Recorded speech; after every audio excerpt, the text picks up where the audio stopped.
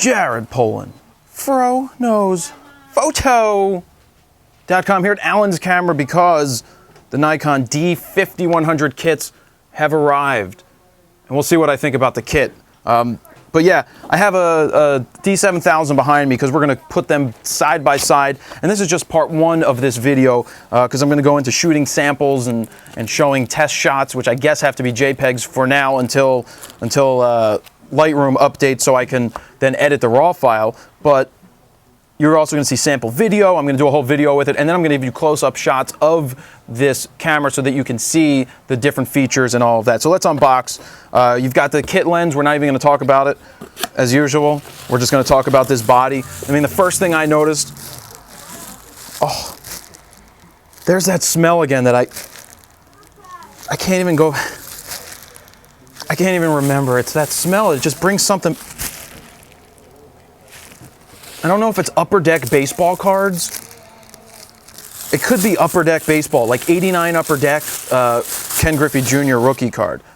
So here's the camera. It's light. I mean, obviously there's no battery in it right now, but it feels light. It's on par with your D3100 body, except the difference is it has the articulating screen, much like Canon has with the T3i. Still not the biggest fan of articulating screens for still photography, but starting to really find a use for it for doing videos. Ari was saying the other day that he was using it. It's on the tripod and he was sitting down. It would be great if he could check it at a different angle, or if you were shooting at a lower angle video on a tripod, that this would be much easier to look at than getting down on the same level. So that's good. So what's different here?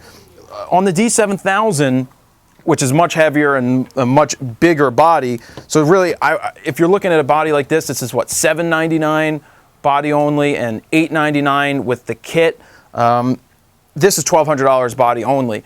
So big difference in price when you go from $699 for the D3100, then another $100 gives you this body, which I think could be a good option because you could always pick up an 18 to 55 used for pretty cheap. And then if you're more of a professional, not a professional, if you're more of an advanced amateur and you're really looking to take this further, the 7000 I would still go with over something like this. More focusing points, 39 versus the 11 that are in here. But again, this is not meant to be a professional camera. This is meant to be a step up from the 3100. With that said, this has, excuse me, the same sensor as the D7000, so that's good. It does video at 1080, 24 frames a second, and also it can do 30 frames a second, which the 7000 can't do. Not a deal breaker for me that I already own a D7000 myself, but what's different, up top here, you have a springy switch instead of on the back. And the reason that is because you needed more room for a 3-inch screen. The record button is now up top instead of on the back. I mean, and those are your differences. It uses the same battery as the 3100, so it's not as much power as what you're going to get out of a D7000. There is no battery grip that I know of that Nikon makes or that they intend to make. Again, do not buy third-party grips. I wouldn't put money into grips on the lower-end bodies. I would wait till you get up into like a 7000 or the higher-end bodies, because that's where you want to put your, you want to invest your money in the low end when you're getting glass. As you move up, then a grip's going to come in handy. But when you're first starting out, grips wouldn't be used for this. And yeah, and there's no place to put a grip. Just like this has this spot right here, they wouldn't put a grip on this bad boy. So it's one SD card. Comparison-wise, we're going to put the images together and see 7000 versus this and what I think. It should be pretty similar in image quality and video quality, just not as good focusing, as it's only 11 points instead of 39 points. But again, it's an amateur camera. It's all plastic compared to more of a magnesium body that is here in the 7000. So when we come back, we're going to have some close-up views of this camera, and then we're going to get into some samples of video and some stills because I want to see what it does. So we'll be right back. Here we have the D5100, and let's do a run-through of the body. So what you're looking at right now is the top of the camera where you see the rotation dial. It's the same thing as you would have on your D3100. The difference here is everything's been moved around the top slightly. You have an info button right here. I think that's what that says. You have your record button now. You press this to start. You press that to stop recording your video. You've got your plus minus for your exposure compensation. And then you have your spring-loaded live view, which you just press down, you let it go, and then the mirror flips up and your video mode is on. That also activates the menu on the screen, so when you want to make a change to something on the screen, you hit the info button. So that's what you would do. So let's turn this on and see how this works. So we'll rotate the screen. Let's see, this way. Boom. So how do I want to get to changing the settings on the back? I hit the info button, and then there you go. You can have access to all of the different settings in the camera. Here we have your RAW plus JPEG is what it's on right now. You can change your ISO, and look, you have your increments. You have your 100, your 125, 160, all the way up to H3 or whatever that is. Oh, I need to try out that super duper night vision mode, which I didn't really try out any of the modes. But so that's your info button, just like that. To play back, the play button is right here. Then you see, you could hit this and then you could watch the video play back. Another thing that's been moved is the menu button. The menu button's over here, and the menu does have a slight different look. New icons, it's a little cleaner, a little more slick, but nothing really different about that. You still go through this area and change it. Your play button right there. You have your zoom in on a photo. So let's get a photo up. We hit the play button. Let's see, there's Brandon. And now we're going to zoom in. You can zoom all the way in. Oh, and I just hit another button. So that's that. As we move around to here, you have your mic in right here. You have an HDMI and you have a few other inputs, but that's right there. Right here is where you have your SD card slot. One slot, it opens up, you're good to go. And other than that, it's a basic run through of this camera. Pretty simple to use. Yeah, so that's about it. All right, so let's take a look closer now that I put a battery in the camera. I turn it on and with the D3100, you press the info button to change your settings because there's really no dedicated buttons on the outside to change ISO. It's mostly menu driven. So I had to figure out how do I get into the, with the D3100, I would hit one of the buttons on the left-hand side and then I could change the menu. Here I have to reach up to here where there's an info button as you see on the video or a picture of it. And I've got to basically cycle through this and I can go through all the ISO, the auto white balance, the quality. But what I noticed in ISO is something that the 3100 doesn't have. 100 ISO, then it goes to 125, 160. There's the 1/3 increments. So that means you can now shoot at 640. You can now shoot at 1000 or 1250 ISO. So there's changes in that. That's something that the 3100 doesn't do, and that's awesome here. So here you have a look at the rotating screen. It's nice. It's really bright. It's a nice screen. You can see now a picture of the live view up top. This is the switch. This is where now you also have your record button. But other than that, most things are menu driven here. It feels fine. I mean, it's small in the hands, of course. I would like, yeah, I mean, the buttons have been moved. So it's the first time really that they veered away in this model from the 3100, the 7000, and the D300S, that the buttons are in different places. I'm used to having them on the left-hand side.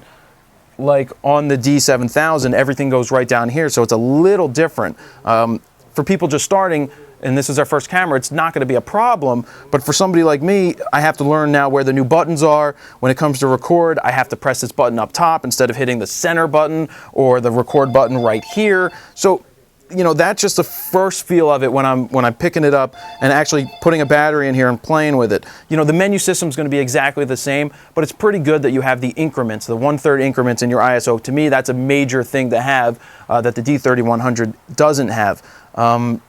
So now, you see the side of the camera. You have a microphone in. Here's a picture with HDMI. It actually, I noticed in the box, comes with a USB cable, which the D3100 did not come with. So really, for that $100 more on a body only, just starting out, I would venture to say buy this 5100 with the rotating screen for the fact that it has it has a mic in case you want to do video like that. It's got better video than what the 3100 has. So it's a step up from that, but it's not too much more expensive than the 3100 itself. So you can see all the different pictures I'm showing right now of this camera.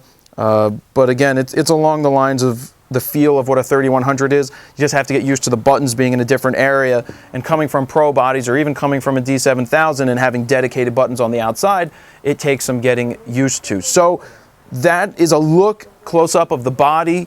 And coming up next, we're going to get some sample video, hopefully some sample images, and go from there. Be right back. All right, we're back with some sample images and some video. So you're going to see it running through. Some feedback now that I've shot with this thing is the buttons, you get used to it really quick. I mean, it's like when you shoot with the Canons, you still get used to wherever they move their buttons to. So I also discovered that the menu button is on the top left-hand side. I didn't realize that, and that's there. The video shooting is simple. It's easy. The focus, again, the autofocus is okay. It's not going to be great, but when you're shooting most videos and like the Fronos photo show, this would be perfect for sitting there to shoot the Fronos photo show. The only thing I'd be concerned about is a smaller battery, that the battery life won't hold up as well as the D7000 battery. I got used to the record button really quick. It's up top right here. I could click it, it will record. I stop it, it stops recording. You get through the menu system very easy by hitting the info button. When you hit that info button, you can then cycle through your follow focus, wide focus, whether you want to do single focus. So again, for video, if you pick one of these up and you have a knowledge of how they worked in the past, you're going to get it really, really quick. So you're seeing some sample video running here. Some of the sample photos, I shot them in both RAW and JPEG because I'm not sure I can edit the RAW files yet. I don't think that Adobe Lightroom has done that, so we're going to be stuck with the bad lighting that I don't, well, maybe I'll correct them in Lightroom anyway. Shot at 6400, so you can see that. There's some shots that I did at 2000. There's some shots that I did around 4000. Just to give you guys a feel for how this camera is doing. You can also download the full res JPEGs from the Flickr site. You can see the link or the images right below. Just click on those. You can download the full res shots. I'd venture to say it's going to be pretty similar to what the D7000 can do. I love that there's incremental steps here, 100, 125, 200, and then 250. I love having the increments for the ISO that you can choose yourself. So, you know, let's run some more sample video and we'll just let it go there, and you can see how it works. The focus, of course, you're going to hear that, but it has an audio plug-in for external mics. You could use the Nikon microphone that they came out with. Don't have one of those to test yet, but that would be, you know, another good option. Or the lavalier mics that I'm wearing are a really good option if you're looking to just do interviews and it's not really heavy shooting and you're really just looking for a video camera. This is good at $799 body only. Get a bunch of batteries, has the rotating screen so you can do, while an interview is going, if you set it up yourself, you can watch the screen and make sure your framing and composition is still right while you're recording. The mic in is perfect. You could use that Beach Tech I talked about in the show a little while ago, because that Beach Tech will be great to put in 2 microphones or just carry a wireless microphone. This is small, you can attach it to different things, use your GorillaPod or whatever. It's a good little video camera and it's a good starting camera if you're just starting out. I would probably recommend this over the 3100 for the incremental stops and the better video and the better sensor. I mean, for that extra $100, I know it adds up over time, but if you start with this and a 35-1.8, it's a really good start, and it gives you a nice jump on photography. Plus, if you're going to be moving into video, it's pretty important now to learn that. This is a good little video camera on par with the D7000 in terms of quality. Just some little, you know, less things in there like the autofocus, smaller, less battery power, but other than that, good little camera to start with. So you've seen some of the sample images, some of the sample video. Now it's up to you guys. You can download the images. You can see the full res 1080 video at 30 frames a second up on YouTube. And that is about it. That's a Nikon D5100. It's nice little one if you're looking for just some extra video camera angles. Not bad at all. Jared Polin, Fronos Photo.com. See ya.